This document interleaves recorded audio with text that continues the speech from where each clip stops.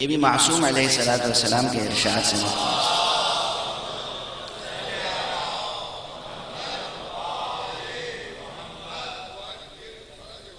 ایک اور بلندر صلوات پڑھیں۔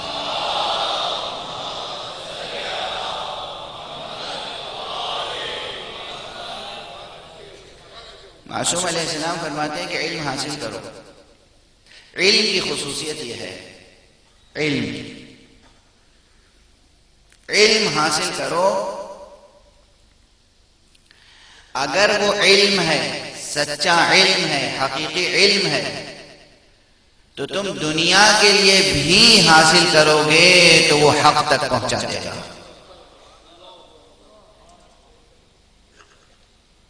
علم کی خصوصیت یہ ہے کہ اگر تم نے دنیا کے لیے بھی حاصل کیا تبھی وہ تمہیں پہنچائے گا حق تک، اور اگر کوئی حق تک نہ پہنچے اور مدعی علم ہو تو سمجھنا چاہیے اس کے پاس علم نہیں ہے، کچھ معلومات ہیں، فریب جہل ہے، علم نہیں ہے۔ ممکن نہیں ہے کہ علم باب علم سے جدا ہو جائے، ممکن نہیں ہے کہ علم شہر علم سے جدا ہو جائے۔ ذات شے کو، حقیقت شے کو خود اس ذات سے سلب نہیں کیا جا سکتا، کیسے ممکن ہے؟ بہرحال یہ تمہید میں نے کچھ جملے عرض کر دیے، اس لیے کہ عرض یہ کر رہا تھا کہ روح کے ارتقاء کے لیے یہ لکڑی کے اور پتھر کے جو ممبر بنتے ہیں یا سیڑھیاں بنتی ہیں، یہ سلم، یہ معراج، یہ ممبر، یہ پلیٹ فارم، یہ کرسی، یہ عرش جو ہم بناتے ہیں مادی، یہ جسم کو تو بلندی تک پہنچا دیتے ہیں، مگر روح انسانی کو بلندی تک نہیں پہنچاتے۔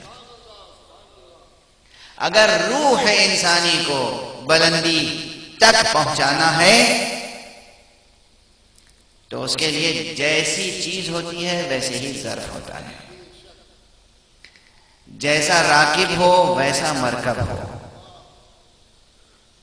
روح کو بلندی تک جانے کے لیے پتھر کی یا لکڑی کی یا لوہے کی سیڑھیاں درکار نہیں ہیں، اسے صرف علم و عمل کی سیڑھی درکار ہے۔ علم حاصل کرو روح بلند ہوگی، عمل کرو روح اور بلند ہو جائے گی، پھر علم حاصل کرو، وہ عمل خود ایک بلندتر علم تک پہنچائے گا، وہ بلندتر علم ایک اور بلندتر درجہ عمل تک پہنچائے گا۔ یہ وہ ممبر ہے کہ جو ارتقاء روح کے لیے